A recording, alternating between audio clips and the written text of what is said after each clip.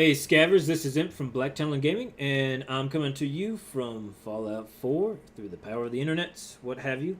That's what Boogie says, and I'm saying that because I just got done watching Boogie's video about Bethesda canceling or changing their review process. Previously, the review process had been for any new video game, new content that was coming out. They're going to release a review copy to a select few review program participants approximately 2 weeks before the actual game comes out. And this was really good for the gamers, really good for the gaming community, really good for Bethesda. And I'm going to tell you a little bit why I think this happened and why this was really forced on Bethesda, despite everybody saying, like, oh, this is a plot for Beth to make some really shitty games and stuff like that and pass them on. Like, they don't have to worry about running the money for a review program. Let's go ahead and start by saying, like, a review program really doesn't cost that much more to run versus other standard quality control programs. You know what I'm saying? Like, the only thing they have to worry about is distribution and making certain that everybody who joins the review program signs an NDA. You know what I'm saying? So they have to sign a non-disclosure agreement saying that, hey, we're going to review it, we'll give you feedback so that you can make the game better and improve the game, and then we're not going to talk about it to the whole world, we're not going to pirate it or what have you. And that was a big problem, and we'll talk about that in a second. So, like, really, it doesn't cost Bethesda really that much money, but the great thing is that it is, like, I know a lot of rock paper scissors, rock paper shotgun, and Boogie, and a couple other people are saying, like, this is a bad move for the consumers. Well, it's a bad move for Bethesda too, and they know that. Like, if you think about it, their review program is a great way for them to generate buzz about it, and it's part of the quality control process. So they're going to be able to improve the product, making it more marketable to the consumers.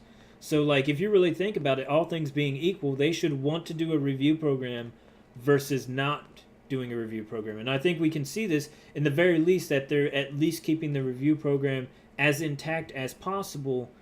Once again, it's barely a review program at all because they're only giving the reviewers a day. But I think the day ahead of time release schedule is because they want to at least put a patch out within the first week of anything that the reviewers catch.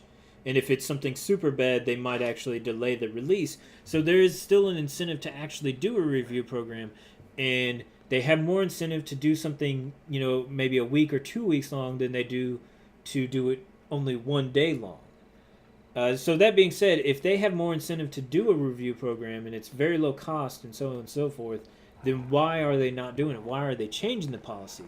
And with any company, with any corporation, V.I. Lenin said, like, something like, follow the money. And that's precisely what it is. Like, there is some reason and some cost that doing the review program, it's costing them.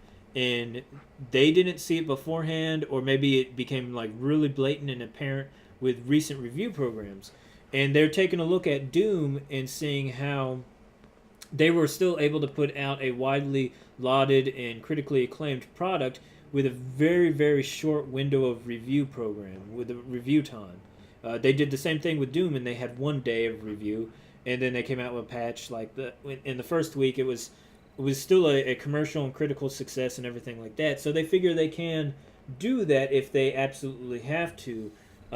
But I do think that if you were to ask any developer, and if you removed certain other issues from it, they would want to do a longer review program as opposed to a shorter review program, because once again, it generates buzz and it improves on the quality of the product. Okay, so if they want to do the program, then why? And there's something that is causing them not to do it. What is that? And Scavers, friends and foes, everybody that's watching this, I think I know the reason, and I don't think I've seen it touched upon anywhere else. I've looked through a couple articles from Rock Paper Shotgun and various other review sources. I watched Boogie's video on it, and I honestly think I do know the reason, and it goes back to Nuka World, which was released on August 30th. But if you're in the know, you could go on Reddit you knew that they had given out the review passes sometime along August 15th, I want to say, and within 2 days of the review pass being out on the review program being out, there was a pirated copy of Nuka World on 4chan, and then within a day after that, there was 2 or 3 pirated copies somewhere else.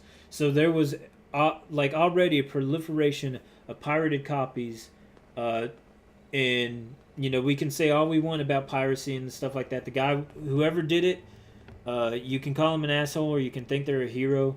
But if we look at the kind of the motivation behind Bethesda to make games, they make games to make money, and they have development costs that go into the games, most certainly. Programmers, they might be paid peanuts, but peanuts still cost money depending on how big your name is as a programmer. I'm not exactly sure. I think they probably make around 30 or 40K. But certainly it does cost money to make this content. It's certainly not free. And as a company, they have to recoup the costs if they expect to make future games, and they want to recoup a little bit of profit. Otherwise, they'll have no incentive to ever make games again. You know what I'm saying? So, I mean, we can argue about capitalism, and that's a real philosophical conversation that can be had in another place or another time. But under the existing rules of capitalism, they have a profit incentive, and when you pirate content, when you pirate films, when you pirate video games, you are degrading that incentive. And I think that we can see the exact the recourse to that, the consequence of that, as a result of them reducing their standard review program to 1 day. Honestly, if the game is if you're able to get a hold of a pirated copy way beforehand, if you've got a season pass, you might download that pirated copy simply because you want to have early access to it.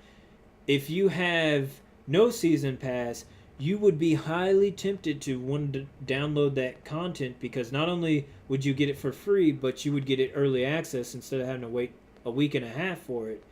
And honestly, that's probably like the really shitty part, is that the demographic that the content would be most valuable to would be the people who Bethesda would be counting on to try to buy the game, because they know that they're taking a bath from anyone who bought the season pass, or ostensibly they should be, you know what I'm saying? So they know that there's a big issue with that. So the people who are most incentivized to download these pirated copies are going to be the people that they would have been depending upon for revenue in the first place. So it kind of creates this catch-22 where Bethesda really shoots themselves in the foot by having this review program, if it's leading to this sort of I don't want to say cost disease, but it's leading to piracy. If it's leading to piracy, then they're shooting themselves in the foot. So I think we really need to chill out. Like, Bethesda's known for putting out quality content. I do believe they have incentive to do a review program as opposed to not doing a review program.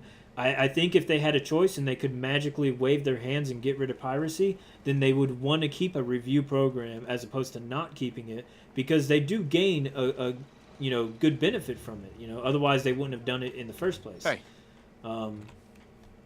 So I mean, there's just that, and that's pretty much all I've got to say about the issue.